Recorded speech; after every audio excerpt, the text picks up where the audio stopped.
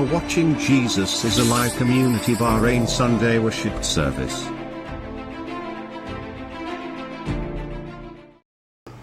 First of all, I would like to thank the Lord for the opportunity. So, yan, nakita niyo na sa screen eh.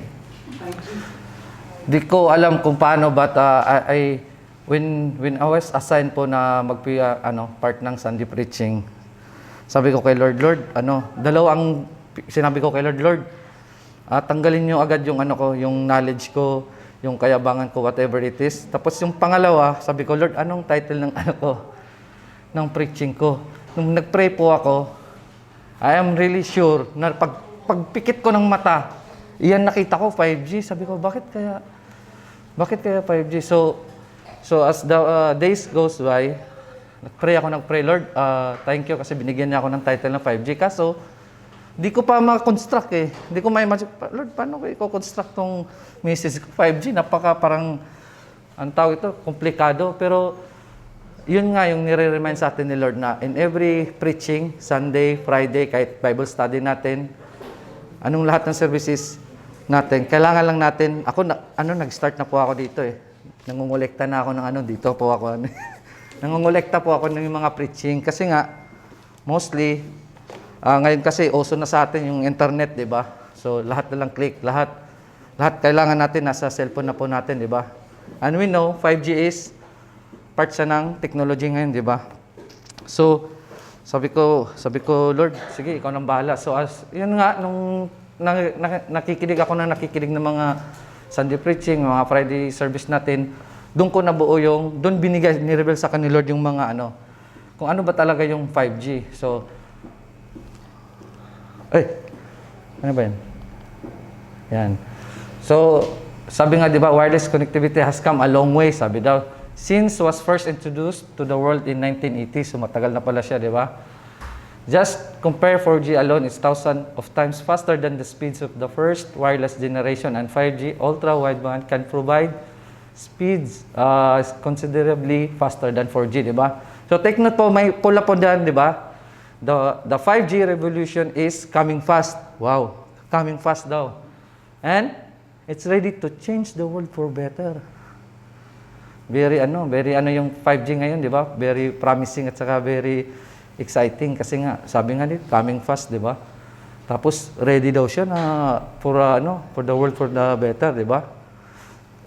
Ngayon, ang tanong, how about our Christian life? Ganon. Ang tanong po, how about our Christian life? Kasi yung 5G, from, di ba? First generation, second generation, di ba? Talagang moving siya eh. Ngayon, ang tanong, how about our connection to the Lord? Ano ba tayo? Baka first G? 1G? Sa 1G. Or, tapos sabi nga, for a better, to change world for the better. Ngayon, baka biglang hindi better, baka ma-bitter tayo, di ba? So, mag-ingat po tayo sa mga technology ngayon. Alam po natin na technology really is grabe yung influence sa mundo ngayon, especially sa kids po, di ba? So, when I constructed this message po, I really thank the Lord kasi binigay niya sa akin at ang dami nang pinakita sa akin yung yung 5G na yan. So, sabi nga dito, 5G not from the world, but from the Lord. Amen. So palakpakan po natin ang ating Panginoon. Let us pray. Lord, maraming salamat, O Lord, for this day that you give us this word, O Lord. Truly, O Lord, alam po namin that as we live in this place, we will not be empty-handed, O Lord, but you will provide everything, O Lord. You will speak to us right now, O Lord. Let your Holy Spirit be upon to one another, O Lord. Lord, maraming salamat po sa salita na binigay niyo po sa amin tonight, O Lord, and we just entrust to you, O Lord, lahat ng bagay sa iyo, O Lord. Thank you so much, O Lord. In Jesus' name, amen. So, 5G. So, yan. Main points po tayo. So, sabi nga, di ba? 5G not from the world, but from the Lord. So, ang unang binigay sa kanil, Lord, kung naalala niyo po, last Sunday preaching, merong nag-preach dito about gifts, di ba? Naalala niyo po kung sino siya? si Pastor Bay. Wow, galing! Anyway, so gifts from the God, di ba? So, of course, sabi po ni Pastor Bayani na yung gifts daw is, undescribable, di ba? Parang ang hirap na ipinta, di ba? Cannot be drawing, sabi nga, di ba? So, doon ko po nakuha yung gifts na yan, yung unang first G. So, yan, ang in-reveal naman sa akin ni Lord is meron siyang BC, DC, AC, di ba? So before Christ, we know that the first, ang binigay ni gift ng Lord sa atin, bago po si Christ is, of course, creation of earth, di ba? Creation of earth, sa Genesis, mababasa po natin yan, di ba? Creation of heaven and earth, day and night, di ba? Yun po yung before Christ. So, during Christ po, marami ding, nung bumaba na po si Jesus Christ dito sa mundo, during Christ, marami din siyang mga gifts na binigay. Example po doon is healing, restoration, provision, miracle. So, ayun nga, di ba, as Tipatsi, di ba, kanina, di ba, yung miracles, yung provision, andun sa pamilya nila, because that is the gift from the Lord, di ba? Tapos naalala din natin na during Christ was on the earth, di ba? Here in earth, marami siyang healing, di ba? Yung mga healing na ginawa niya, yung blind man, tapos yung bleeding woman, di ba? Ang dami siyang ginawa. Tapos yung provision, yung miracles, di ba? Marami. And one of them is yung, naalala niyo po yung yung 5,000, di ba? Yun po yun. And which is really strikes me a lot. Alam niyo bakit? Kasi meron pa akong testimony noon. So actually, na-testimony ko na rin yun. But I hope this time na din kayo, ma-bless kayo sa testimony ko. So during the time na this year lang po yun nangyari. So during the time na birthday po yun ni Pastor Regnar. So we were about to attend po kami ng birthday ni Pastor Regnar. So nung nag-impake na kami, sabi ni Sister Gadi, sabi niya, ay wala na palang diaper si Elijah. Isa na lang daw. Ako, kampante ako, sabi ko, sige mamaya, pag alis natin, dadaan tayo sa aswak, tapos sabi ko, bibili tayo ng diaper. So unknowingly, pagbukas ko ng wallet, praise the Lord, at ang dami kong pera, one day na.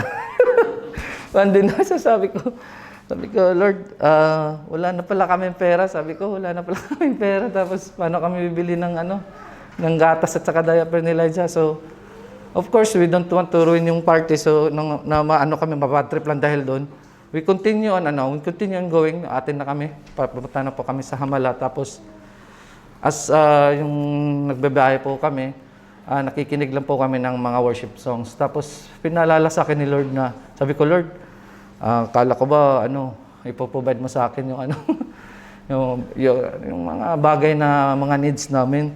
Tapos alam niyo po, while I was driving, tapos nung nakarating na po kami sa Hamala, the Lord has really spoken through the audible voice na sabi niya, ba't ka ba nag-aalala? Parang sabi niya na, imagine mo yung 5,000 nga, pinakain ko nga sabi niya. Tapos kayo, 5 lang. Parang nahiya po ako kasi 5 lang kayo, tapos nag-aalala ka, yung 5,000, pinakain ko nga, kayo pa kaya, 5 lang. So, sabi ko, nga Lord na. So, we continue enjoying po. Then, suddenly, nung nag-i-enjoy na ganun, mayroon po nag-abot sa akin. Di ko sa babanggitin sino. Gusto ko yung reward niya is matanggap sa langit. Nag-abot po siya. Ang prayer ko lang po that time, gusto ko lang ng diaper at saka gatas ni Elijah. Yun lang po ang prayer ko. Tapos nung pagbigay niya sa akin envelope, so okay lang, gano'n. Tapos sabi ko, Lord, thank you Lord kasi may nagbigay, at least makakabili ako. So expected ko siguro mga 5 dinar, gano'n. Tapos nung pag-uwi namin, nung nasa sasakyan na kami, binuksan ko 20 dinar. Imagine mo yun, 20 dinar, nakabili pa kami ng pagkain namin. And hindi namin sinasabi po na nagugutom kami, pero yung talaga yung provision ni Lord, hindi po kami nagugutom, overweight nga kami minsan So, yun yung testimony ko sa So, let's proceed sa after Christ, di ba? So, nung namatay na po si Jesus Christ, pumunta na po siya sa langit, may mga gifts din siya binibigay. One of them is Gift of great joy. Palagi natin yung kasama-sama, di ba? Joy, si Ate Joy. Hindi, ibang joy po yun, di ba? Ibang joy po yun. Gift of peace, di ba? Yung peace, experience natin yan ngayon, di ba? We know we are in the pandemic, di ba? So, naalala natin po yung first time na nag-report na may pandemic, ganun-ganun. May COVID-19 sa Bahrain, di ba? So, I don't know with you, basta kami, nagpanic. Actually, nagpanic din kami. Nung una talaga, 2 years ago, nagpanic kami. Tapos, di ba, announce sila na magkakaroon ng lockdown, mga ganun-ganun, di ba? So, siyempre, sinong hindi magpapanik? Paano ka mamimili ng mga pagkain, ganun? So, di ba, lahat nagpanic buying, di ba? Nagpanic buying, samantalang kami, panic lang. Walang buying. Anyway, and then the last po is yung gift of Holy Spirit, of course. We know na nung umalis na nga namatay na si Jesus Christ, punta sa langit, ang binigay niya sa ating gift is yung Holy Spirit, di ba? Kasi no chance na tayo na makasama natin si Jesus Christ, di ba? Kasi nga, pumunta na siya sa langit eh. So, ang binigay niyang gift is yung Holy Spirit. So, praise God, natapos na po yung first G. Yung second G naman po, ayan, very familiar yan eh. Yan, go. Ganon. Go therefore and make disciples of all nations, baptizing them. Ganon, di ba? Memorize po natin yan, GNS. So, alam po natin na every Christian, bawat isa po sa atin ay we are just not here to hear the word, di ba? We are just not here to study the word, but we are also, meron tayong responsibilidad na to share the word, di ba? So, kaya nga may mga iba tayong kapatiran dito that they go to nations, they go for mission, di ba? Yung GBS, di ba? So, praise God for that life of those people na talagang andun yung burden nila to share the word of God, di ba? So, yan po yung pangalawang G ng from the Lord. So,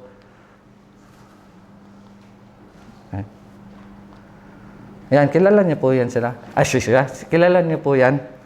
Yan po si Eric Liddell daw yung pangalan niya. So, na-amiss ako sa story niya. Kasi, siya 1924, siya, Olympic gold medalist po siya. Tapos, ang nakakaano kasi sa kanya, kaya ako sa story niya kasi, din siya, isa siya sa London Missionary Society. And the best part sa kanyang buhay is yung pagmi-mission niya, di ba? So, nagmi-mission siya. Talagang dedicated yung buhay niya sa Panginoon. Ngayon, one time, kaya na-encourage ako sa kanya. One time, nung may, di ba, Olympic, di ba? One time, may contest sa Olympic kasi siya, runner siya, 100 meters siya, di ba? One time, nagkataon na Sunday. Sunday yung competition nila. So, siyempre, siya preacher din siya nagmi-mission siya, ganun. So Sunday yung competition ng nila ng takbo nga, ganun. Alam mo pong ginawa niya, hindi po siya sumali. Totoo po yan. Search niyo po yung pangalan niyan. Ewan ko paano ko nakuha yan. Lang ako, nakita ko yun, tapos parang na-relate ko siya. Parang sabi sige, isali mo. Sabi ni Lord, isali mo yan. Magandang yan. So yun ang nakaka-encourage yung buhay niya. Kasi nga, pinagpalit niya yung Olympic yun. Siyempre, parang yun, di ba? Karangalan yun. Pero hindi siya umaten. Hindi siya umaten sa Olympic na yun. Instead, mas pinili niyang umaten sa church. Mas pinili niya yung mag-mission sa Panginoon, di ba? So, yun po yung best part ng buhay niya. Hindi lang yung pagtakbo-takbo niya, but yung talagang nakita mo talaga yung dedication niya sa Panginoon, di ba? So, yun po yun. Oh. Wow, the third G is grow, di ba? So, napansin niyo po, di ba? First, go, grow. Actually, ang next niyan is glow. Parang nutrition month, di ba? Go, grow, and grow. So, in 1 Peter 2:2, di ba? Sabi po doon, as newborn babes, desire the sincere milk of the word, that ye may grow thereby. So, alam po natin na, imagine niyo po doon, mga baby tayo, di ba? So, paano ba lumaki yung baby? Siyempre, paano natin ng mga milk, di ba? At the same thing, tayo din, mga Kristiyano, ang milk natin is, Word of God, diba? So, klarong-klaro naman po yan, no? So, kasi alam po natin na ang Word of God is napaka-powerful, diba? And we know that without the Word of God, wala din tayo, diba? Kung isipin mo, kung yung baby, diba, hindi pinagatas, ano po mangyayari? malnourished, di ba? Yan po ang mangyayari.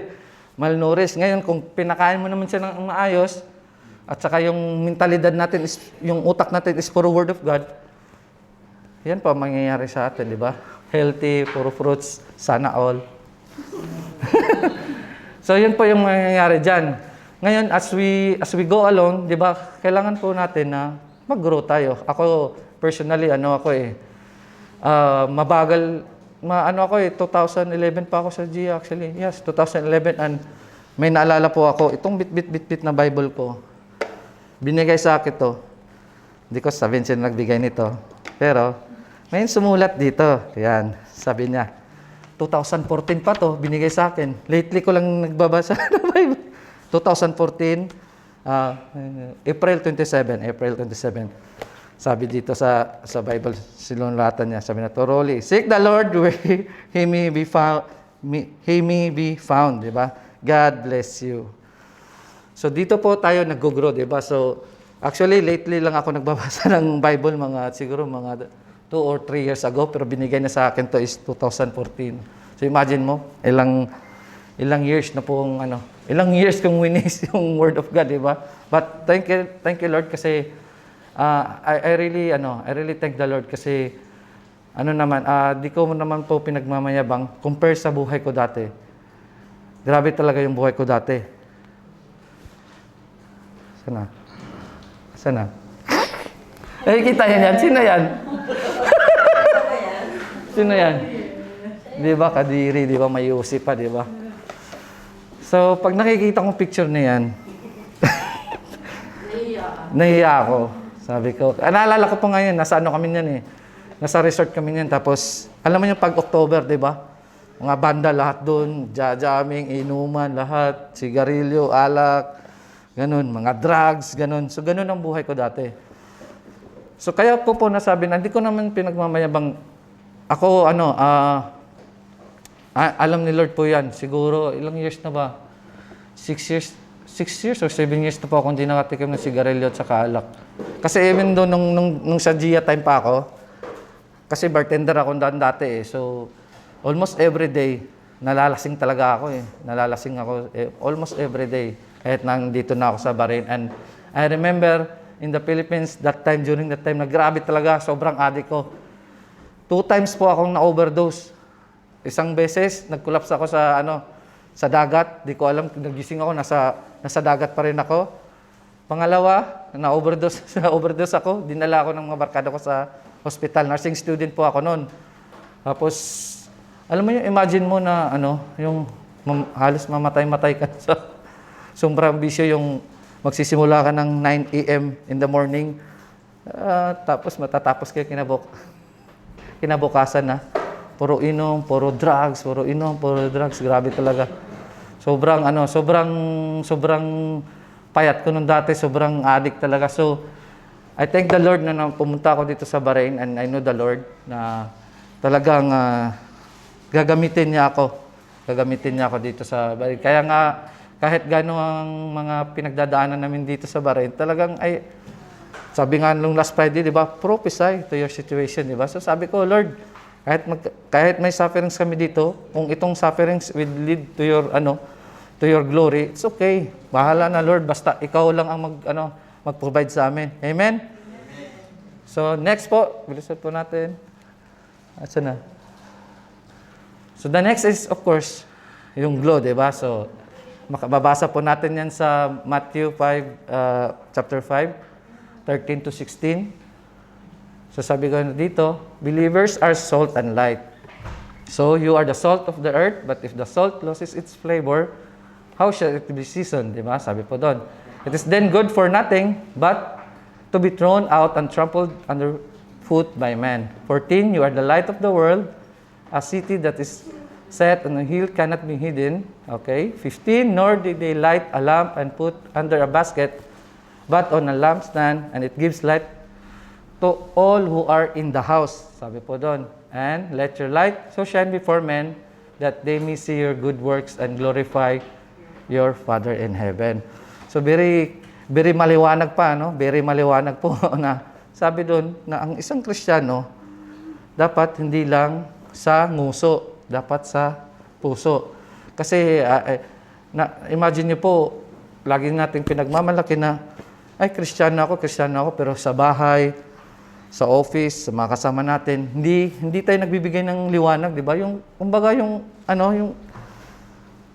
separate yung natin, yung pinagsasabi natin sa ginagawa natin, di ba? Dapat, pag sinabi tayong Kristiyano natin, kung kasama natin yung barkada natin o mga friends natin, dapat, yung lumalabas sa bibig natin is yung Word of God, di ba? Hindi yung parang nakikiayon ka sa, di ba? Sa Agos, di ba? And one of the thing na talaga pinaalala sa akin ni Lord is, of course, yung nagsisimula yan sa bahay. One day, may nangyari. Iyan, may nangyari. May nagluto po. Ganun, may nagluto sa bahay. Ngayon, siyempre, bumili ka tilapia eh. Excited ka, gutom ka eh. Galing ng basketball, ganun. So ako, nag-imagine ako, ngayon, pag-uwi sa mamaya sa bahay, talagang kakain ako kasi tilapia, tapos pritong tilapia, tapos yung sausawan may kamatis, mga ganun. Ngayon, pag-uwi mo, yan ang mga abutan mo. Kayo po, tatanungin niyo, anong feeling niyo? Eh, sabi nila, salt and light daw kayo. Dapat nagsisimula sa house, di ba? Dapat ikaw yung ilaw ng eh. So, anong gagawin mo? Sisigawan mo ba yung nagluto? Or sisipain mo? Gutom na ako. Tapos, grabe, sabi ko nga ano kayang gagawin ko, Lord? So, wala akong choice, kundi binaliktad kong sitwasyon. Parang inamin ko na mali ko. Sabi ko, nagkamali yata ako ng sabi, hindi cremation. Sabi ko, ano bang sinabi ko, grilled or cremate? Na-cremate yung isda. So natatawa ako kasi talagang kasi tapos yung pagdating sa hindi, joke lang po yan. May totoo talaga nangyari. Itong may nagluto na naman uli. Yung kabila, luto. Yung kabila, sunog. Sabi ko, ayos sa half cook. So yun po yung sinasabi natin na dapat pag salt and light tayo sa bahay natin, even to our offices, dapat po yung yung attitude natin. Pag Christian, Christ likeness na nga, di ba? So kahit batuhin ka pa dyan, kahit sipain ka pa dyan, wala na, manhid ka na eh. Because Christ likeness na nga, di ba? Hindi ka na masasaktan eh, kasi nakafocus yung mind mo sa Panginoon, di ba? So, amen po. So, yun po yun. At last na po na G po to is, ayan, ito talaga eh, napakahirap nito, Actually, nahihirapan ako ma-explain, pero when we are speaking about grace, kakaiba talaga ang Panginoon, di ba? Now, we are doing everything that we can. Gumagawa tayo ng mabuti, tumutulong tayo, we show our love, our compassion, di ba? Maging generous man tayo. But at the end of the day, sabi po dito, for by grace you have been saved through faith, di ba? And this is not by your own doings. Very clear po yun, di ba? It is the gift of God, not a result of works, so that no one may boast. Ephesians 2:8-9, di ba? So tandaan po natin, bilang isang Kristiyano po, it is our duty na talagang ipakita natin yung love, compassion natin, yung generosity natin sa ibang tao. But wala po tayong pwedeng ipagmayabang na, oy, punta na ako sa langit kasi mabait ako di ba? Wala po, mapastor ka man, malider ka man, kahit ano po, wala pong makakasave sa iyo through works, di ba? But it is only the grace of the Lord. So, yun po yun. So, lastly, wala na po, tapos na po tayo. So, ito na po, conclusion na po tayo. So, in order to overtake the 5G of the world, let us do what? God's work, do good. So, Ephesians 2:10, chapter 2, verse 10.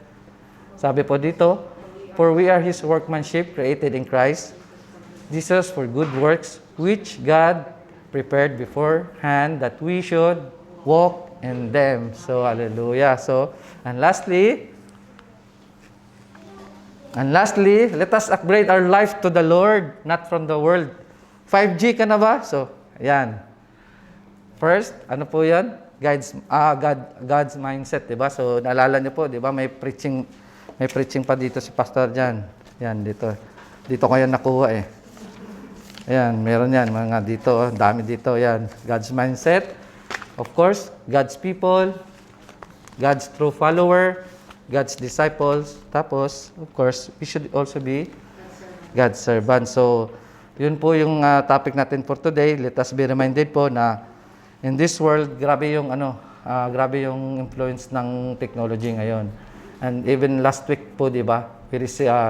Kita po natin na nag-post na naman tong bansang Mare na mag-ano tayo, di ba? Mag-yelo. So, I'm sure we have different reaction po that time. Mayroon pong iba na nalulungkot. Siguro may iba din nagsasaya. Pero nakakalungkot po na nung lumabas po yung balita na yon. I'm sure may nakita kasi akong mga post na agad parang negative ang impact. But again, let us be reminded, for me po personally yung pandemic po, doon ko talaga nakita yung how really God moves in my life, to my family po. Hindi ko pinagsisihan na na nagka-pandemic actually, kasi minsan sasisihin natin pandemic. But I think God is allowing those things kasi gusto niya gusto niya maging closer tayo sa kanya, 'di ba? Kasi minsan masyado tayong focus sa mga material na bagay. We forgot na ang mga material na bagay nito is not because of our own strength, not because of our own ability, 'di ba? Lahat ng bagay na natatanggap po natin is from the Lord. So let us continue to do the good works nga po, sabi nga. So wag po tayong magpauna sa technology ngayon na grabe ang influence kahit mga anak natin, di ba? So talagang kahit kami sa bahay po personally meron talaga kaming timeline sa mga bata paggamit nila sa cellphone kasi nakakatakot yung mga cellphone. Grabe talaga ang technology ngayon, nakakatakot na di mo alam mo yun, yung pati yung meron po akong experience po, last na po. Meron po ako experience kasi nag-download po ako yung daily devotion. Tapos pag-click ko po talaga, pag-click ko nagulat ako. Kasi di ba may mga ads yan? Pag-click ko ng ganun, alam mo lumabas ng ads, yung Viagra po, sa Viagra. Tapos siyempre, babae yung model nila na lalaki. Tapos alam mo yung kita yung kaluluwa, di ba? Nakakatakot po yun. Nagulat ako. Tapos sabi ko, tignan mo ito. Diba? Ginawa ko, uninstall ko. Kasi nga, nagpalit ako ulit. Hindi na po. Kasi pag-open ko, sabi ko, tignan mo yung sabi ko, ba't Viagra yung ads nun? So, anyway po, so, thank you Lord at really, this is a reminder for us, na wag po tayo magpatalo sa mundo. Grabe kasi ngayon, 'di ba? Mga technology, 'di ba? 5G na, baka next year mag 6G na tapos tayo nasa first G pa rin tayo. So, kawawa po tayo, So, maraming salamat po sa Panginoon at truly the goodness of God is in our life, 'di ba? Very faithful yung Panginoon sa atin. Tayo lang po ang hindi faithful, 'di ba? Tayo lang po ang nawawala sa lugar. So, maraming salamat sa Panginoon. All glory and honor to Him alone. In Jesus' name, Amen. Connect with Gia Bahrain through the following website. Need a Bible study group? We are so blessed you were able to join us today. God bless and see you next time.